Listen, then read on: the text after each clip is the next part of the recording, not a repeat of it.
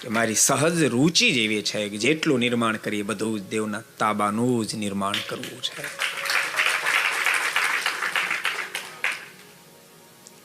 Reason પણ મેં કીધું હતું. અને ભક્તો ખરેખર હું જે વિચારું છું એ વાત બહુ મહત્વની, તમે સમજી શકો.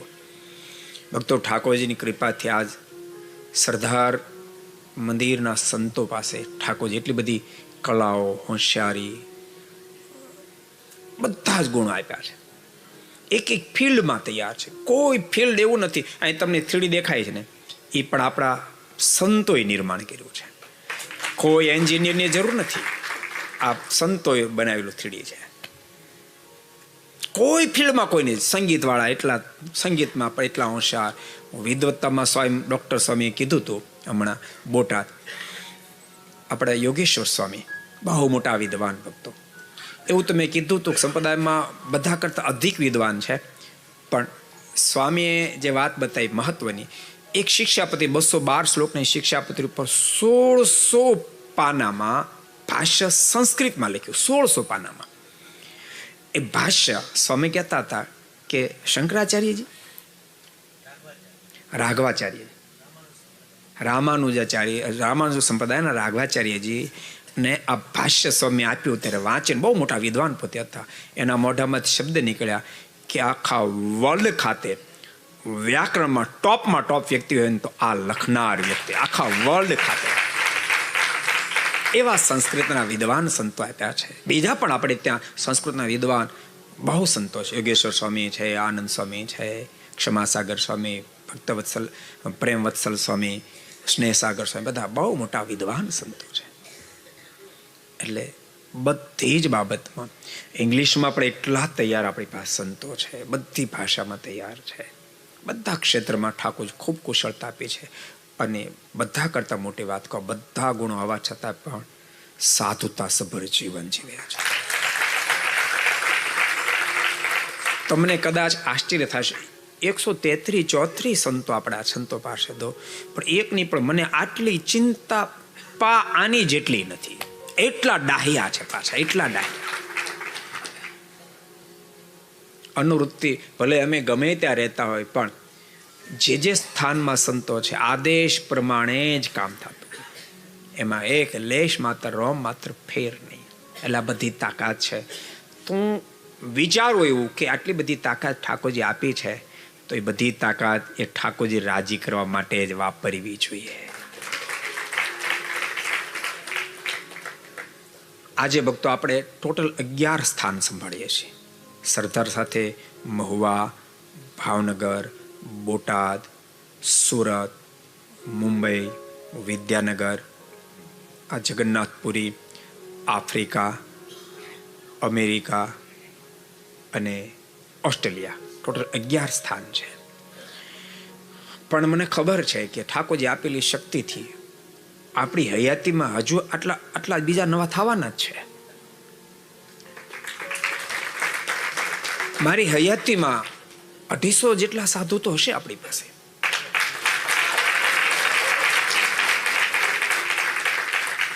આપણે તો જિંદગીમાં કોઈ દી સંકલ્પ નથી થવાનો મૂળ સંપ્રદાયની બહાર પગ મૂકવાનો કોઈ દી સંકલ્પ ન થાય. ઠાકોરજીની કૃપા. જો ભાઈ યાદ રાખજો, તમે હો કે અમે હોય, ક્યારેક માન અપમાન એ બધું તો ચાલે જ રાખવાનું. અને એ થકી બહાર નીકળીએ ને ત્યારે જ પરમાત્માને આપણે રાજી કરી શકીએ. મારા પછી મારા સ્થાને આવશે, એ બીજા એટલા સ્થાનો નિર્માણ કરશે. એ કદાચ 500 સાધુ સુધી પહોંચાડે. હું તો એ ત્યાં સુધી વિચારું કે આ તમે બધા અમે કહીએ ને તમે લાખો કરોડોના ડોનેશનો કરો છો, એ ક્યાં ભાવથી કરો છો? અમે દાન કરીએ, ઠાકોરજી રાજી થાય, સંતો રાજી થાય, મૂળ સંપ્રદાય મજબૂત થાય, જેથી કરીને બહુ બધા લોકો મોક્ષના પથ ઉપર ચાલી શકે. આવા ભાવથી તમે આપો છો. પણ માનો કે 20-25 સ્થાન હોય, જબરજસ્ત સ્થાનો હોય, અને ક્યારેક અપમાન થાય, 20-40 સ્થાનો હોય, અપમાન થાય, અને એની પાસે 400-500 સાધુ હોય, તે દાડે અપમાન ક્યારેક સહન ન થાય, ત્યાં મનમાં એમ થાય કે આ કોણ સહન કરે, હાલો ને હાલ્યા જાય ને.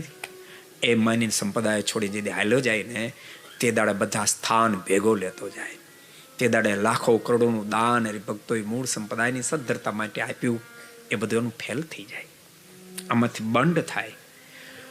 એ આપણે તો સંકલ્પ પરંપરામાં પણ એ બંધ ન થાય એટલા માટે બહુ સાવધાન છું. એટલા માટે હું જાહેરમાં કહું છું, લાઈવ જાય છે. એટલા માટે હું બધા સ્થાન તાબાના કરવા માંગુ છું.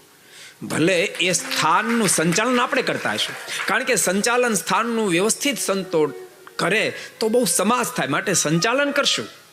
પણ મિલકત હોય કે એક દેવની તાબાની કરવી, કે જેથી કરીને ભવિષ્યમાં કોઈ દી સંકલ્પ ન થાય, બંધ કરવાનો સંકલ્પ ન થાય. અને સંકલ્પ થાય ને તો એની ભેગું એક પણ સ્થાન જાય નહીં.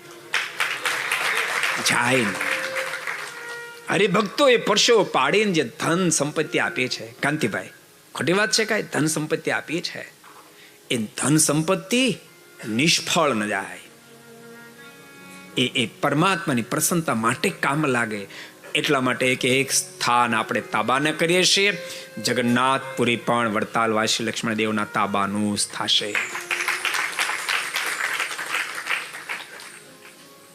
જેમ ટેકનિકલ બધી બાબતો હોય, જેમ જેમ સેટ થતું જાય તેમ તેમ. જો બોટાદ છે ને, બોટાદ આપણે સંભાળ્યું, તાબાનું નહોતું, પણ સંભાળતાની સાથે આપણે નિર્માણે ખૂબ સુંદર રીતે કરી દીધું. એમાં ખૂબ રૂપિયા નાખ્યા પછી ટ્રસ્ટીઓને કીધું, ગામના ભક્તોને કીધું, આપણે જ્યાં ન તો તમે તાબાની વાત કરો ને ત્યાં લાલ પીળા થઈ જતા. પણ ધીમે ધીમે કરતા એને સમજાયું કે આપણે બધા મરી જવાના છીએ, કોઈ નથી રહેવાના, અને આ દેવની મિલકત થશે ને તો ઠાકોરજી રાજી બહુ થશે. અને કન્વીજ કર્યા, અને કન્વીજ કરી બોટાદ ગઢપુરપતિ ગોપીનાથજીનું તાબાનું આપણે કરી દીધું. એક એ સ્થાન સુરત મંદિરે પણ આપણે એક દી તાબાનું જ કરી દેવાના છે. એક પણ સ્થાન નથી રહેવા દેવાના. માનો સંજોગ વછાત એકાદ કોઈ સ્થાન રહી જશે ને તો ધામમાં જતા પહેલા હું વીલ કરતો જવાનો, આ સ્થાનને તમે ભવિષ્યમાં દેવના તાબાનું જ કરશો. સ્વતંત્ર વિચારશો પણ.